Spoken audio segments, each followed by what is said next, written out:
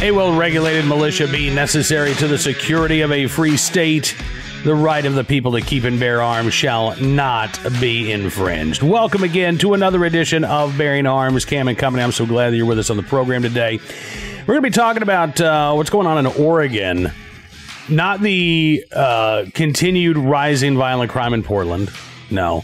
We're going to talk about the gun control initiative that's going to be on the ballot this November, probably anyway, that purports to address violent crime and reduce gun violence. Instead, though, virtually every one of these provisions is aimed at people who are, or are hoping to be, legal gun owners. Yeah.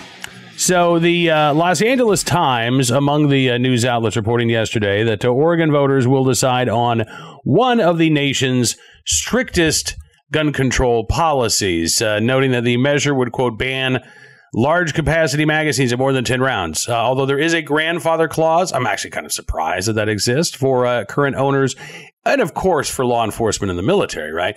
As well as requiring a permit to purchase a firearm. To qualify for a permit, the LA Times says an applicant would need to complete an approved firearm safety course, pay a fee, provide personal information, submit to fingerprinting and photographing, and pass a criminal background check. Now, keep in mind, this is in addition to the background check that you will have to undergo when you actually purchase a firearm.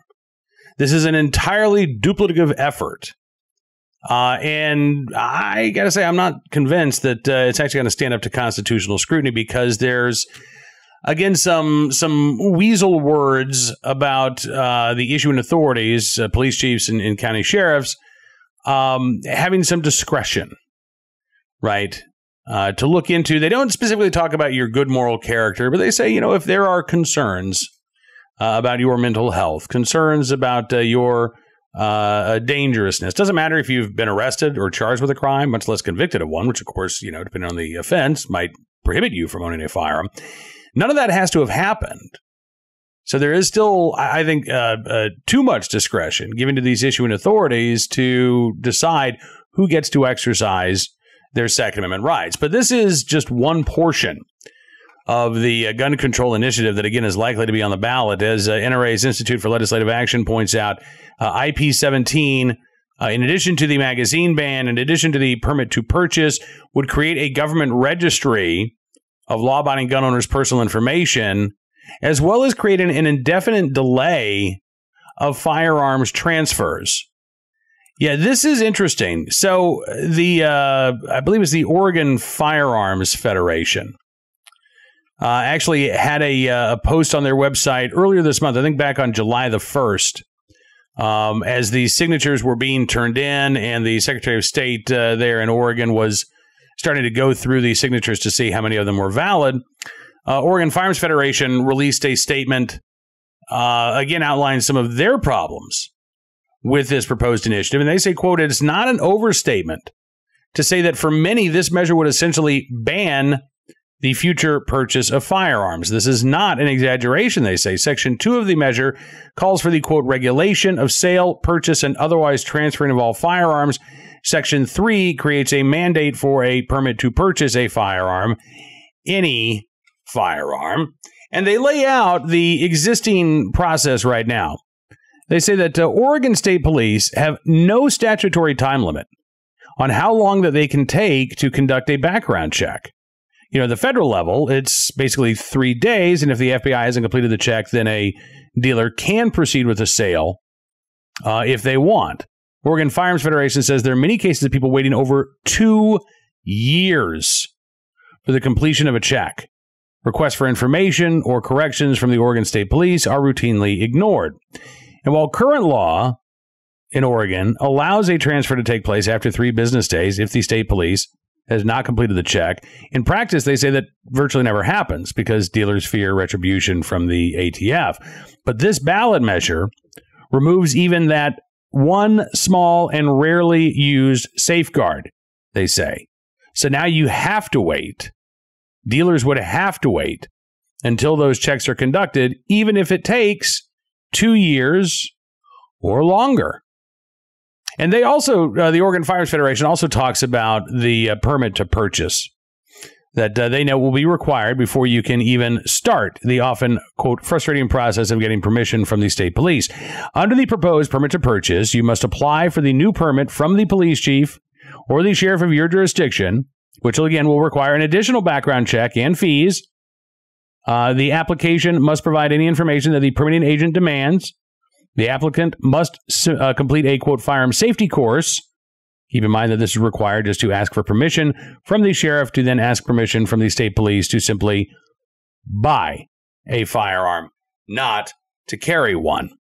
The course itself that you are required to take talks about the language of the ballot initiative, talks about being a law enforcement certified firearms instructor, so not NRA approved firearms instructors or anything like that. It's very unclear. I mean, it sounds like, honestly, this system, at least going forward, would have to be built. The initiative does talk about, well, I mean, if you've got a concealed carry license, then your concealed carry course serves as your proof of training.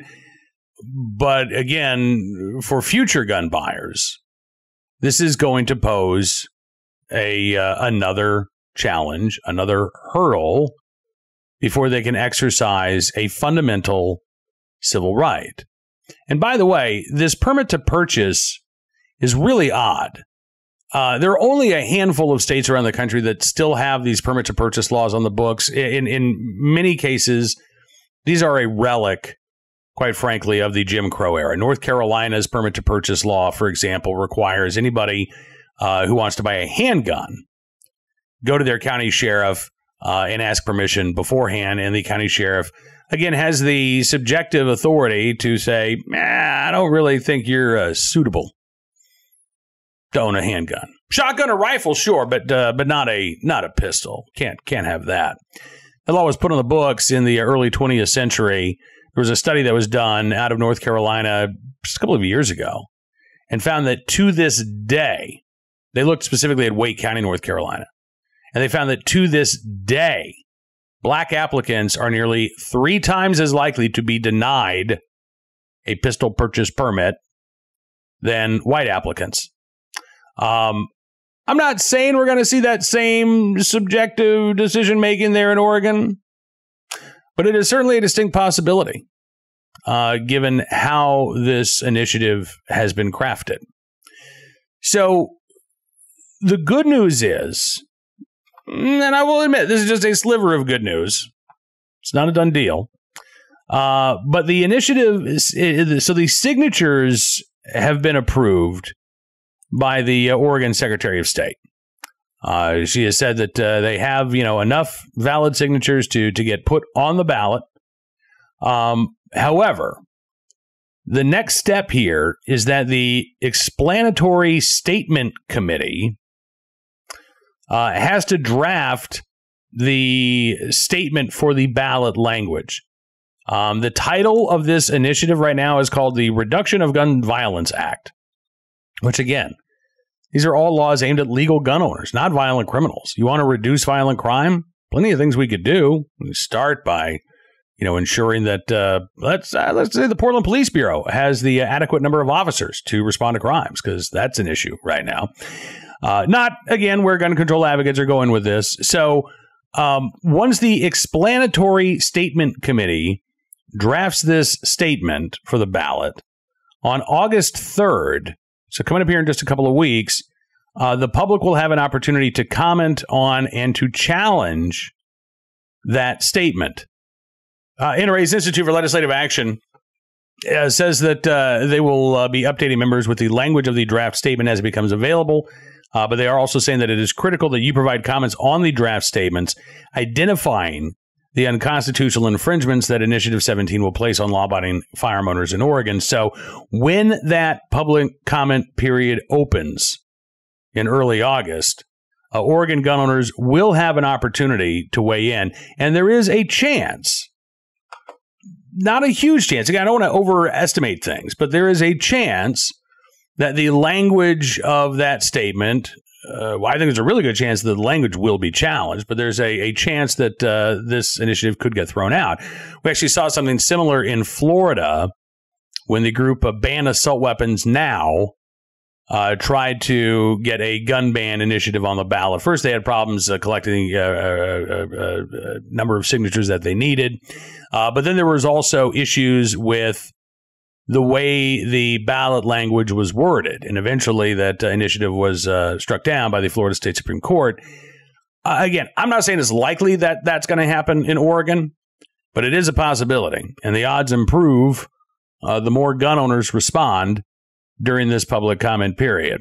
So we'll keep an eye on things in Oregon. This is, to the best of my knowledge, the only gun control referendum that is going to be on the ballot this fall. And again, I think that if this passes, as I suspect it will in the blue state of Oregon, it's going to be challenged in court. And I think that many of these provisions are in doubt, particularly the ban on quote-unquote large capacity magazines, which are in common use for a variety of lawful purposes, and therefore should be protected by the Second Amendment. There's also not really a tradition or history within the right to keep and bear arms of restricting capacity of a particular firearm. That's a fairly recent development, probably going back to the 1980s or so, when California instituted its first ban on magazines with a capacity of greater than 10 rounds.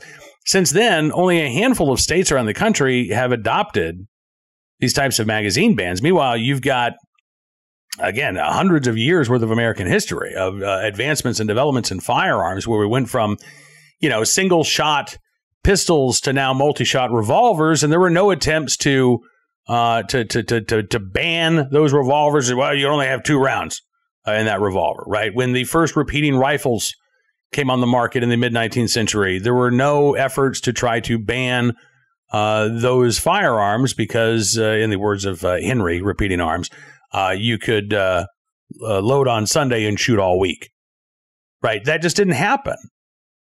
This is a very recent development, and again, in just a handful of states. So by the Supreme Court's reasoning in New York State Rifle and Pistol Association versus Bruin, I think Oregon and frankly other states that are currently trying to defend their own magazine bans like New Jersey and California are going to be very hard-pressed to find justification for these gun control laws in the historical record. But again, a court challenge is likely. I would say almost a certainty if this ballot initiative is approved, but we've got a couple of steps to take between now and then. We, again, will keep you up to date on what's going on there in Oregon, but if you're an Oregon gun owner, I would encourage you to speak up on August the 3rd when the public comment period begins. Let's turn our attention now to today's Armed Citizen story, our good deed of the day, and our recidivist report. We'll start there with a headline from Mobile, Alabama. Convicted murderer back in the Mobile jail. Yeah, that would kind of a very definition of a recidivist report, right? Shamar Young served just 3 years behind bars for murder. So first of all, I mean, that's the first just outrageous fact for me. He was sentenced to 3 years last year. I'm sorry. So I said he served 3 years? No. Sentenced to 3 years in 2021. For the murder of 19-year-old Kevin Benjamin. He had more than 2 years deducted for time served at the Mobile Metro Jail awaiting trial. He pleaded guilty to the crime. Total sentence was 20 years, 17 of which were suspended. And again, 2 years credit for time served. 5 years probation once he gets done with that suspended sentence. A slap on the wrist for murder in Mobile. And Shamar Young arrested again over the weekend, facing multiple charges, including attempted to elude, resisting arrest, probation violation. The victim's family, Kevin Benjamin's family, says they are frustrated, but say that they are relieved that Young's latest charges are not violent charges. Benjamin was shot and killed back in April of 2018. Prosecutors say the shooting was initially intended to be a robbery. They say the defendants in the case, Brandon Sims and Shamar Young, as well as one other individual, conspired to steal marijuana from Benjamin. But in the process, shots were fired. Benjamin was killed. Sims and Young both sentenced to 3 years and then 5 years probation after. Young given credit for time served, 2 years and 4 months of his sentence before he was released on probation. and again arrested over the weekend while serving this probationary sentence. So now the question becomes, does this suspended sentence get revoked? Does Shamar Young go to prison to serve out the rest of that 20-year sentence, the vast majority of which was suspended? Or does the legal system cut him yet another break? The DA's office says that his probation officer is in the process of filing a delinquency report to revoke his bond, but that doesn't mean that this full sentence is going to be imposed. And I, in fact, think it's highly likely that Shamar Young is going to get another slap on the wrist before being sent on his merry way. We'll keep an eye out for any updates to this case and bring any new details as they become available. Today's armed citizen story from not Alabama, but neighboring Mississippi, where a crime spree in Lincoln County, Mississippi, ended when a homeowner shot and killed the suspect. This was early Tuesday morning, according to authorities, and the suspect in this case allegedly assaulted multiple people before he was shot and killed. Lincoln County Sheriff's Office says they got their first call about a disturbance around 4 o'clock Tuesday morning regarding a man who had threatened others at a home. He left before deputies could arrive. While they were there, though, they got a call about somebody breaking into another home and assaulting 2 individuals before leaving. So deputies arrived at that home. They found that not only were 2 people assaulted, but that a neighbor had also been attacked. So the deputies are gathering information about these assaults, and then they got another 911 call about a guy trying to break into another home. As deputies were pulling up on the scene, they heard the sound of gunfire.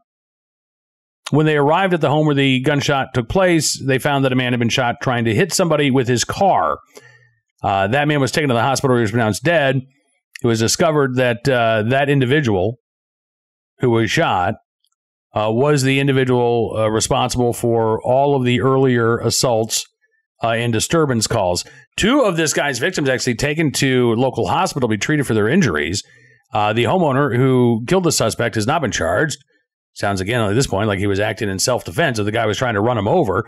I don't have a lot of details, including any information about what the motive might have been here. Was this drug-induced, drug-related? Was this a personal vendetta? Was this somebody off their meds? Was this just a mental break? We don't know. Well, thankfully, we do know that there was an armed citizen there who was able to protect his own life and put a stop to these continuing threats. Finally, today, our good deed of the day, in the right place at the right time, willing and able to do the right thing. You know, if we had time for a good deed yesterday, I would have talked, obviously, about the pizza store driver who ran into a burning home and saved that kid. That's an amazing story. But I think you've probably already heard about it by now, right? So we'll go with this one instead. In New York City, a dog rescued by authorities and a Good Samaritan after being thrown off of a bridge. Yeah. Into a river.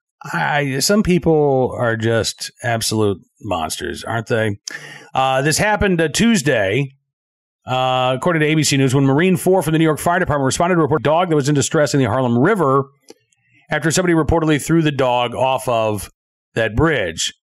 When Marine 4 arrived, Lieutenant Salvador Sedano discovered that there was a civilian in the water with the flailing dog, trying to keep it afloat and to prevent it from drowning. Don't know at this point who threw the dog into the river or why they did it, but authorities say that they were able to rescue the dog thanks to the quick response time, as well as the Good Samaritan. Again, you can see the dog there in question. Poor pup. Authorities didn't disclose any other information on the age, condition, or the breed of the dog. But the Fire Department of New York says without the quick response from both the civilian and FDNY members, the outcome for this animal could have been very different. And hopefully that pooch gets a new forever home, maybe with a Good Samaritan, maybe with a fire department there as part of the FDNY, or I don't know. There's millions of people there in New York City. Someone, I'm sure, will be willing to take in that dog and give that pup a much better life going forward. Now, that is all the time we've got for you here on Bearing Arms Cam and Company, in part because It's hot, and I can't have the air conditioning on in my studio when we're doing these shows. So I got to start doing the show earlier in the morning, I guess, this week when it's going to get up to like 100 degrees in Virginia, feel like 110, 115. Otherwise, it's just going to be, the sweat lodge with Cam, and nobody really wants to see that. So we will be back tomorrow with another edition of Bearing Arms Cam and Company. I am hopeful that you'll be with us as well. We'll be covering more of the latest Second Amendment news and information that you need to know about. But, of course, you can always check out bearingarms.com throughout the day to get updated as well. If you like what you see, please think about becoming a VIP subscriber. You can use the promo code GUNRIGHTS when you go to bearingarms.com/subscribe. Not only will you get a significant savings on your VIP membership, you'll be supporting the independent pro-Second Amendment journalism we do at Bearing Arms, and we're going to show our support and our thanks to you by giving you exclusive content, news stories, and analysis you won't find anywhere else, because your support does matter, and it really does make a difference. We'll see you tomorrow. Until then, be well, be safe, and be free.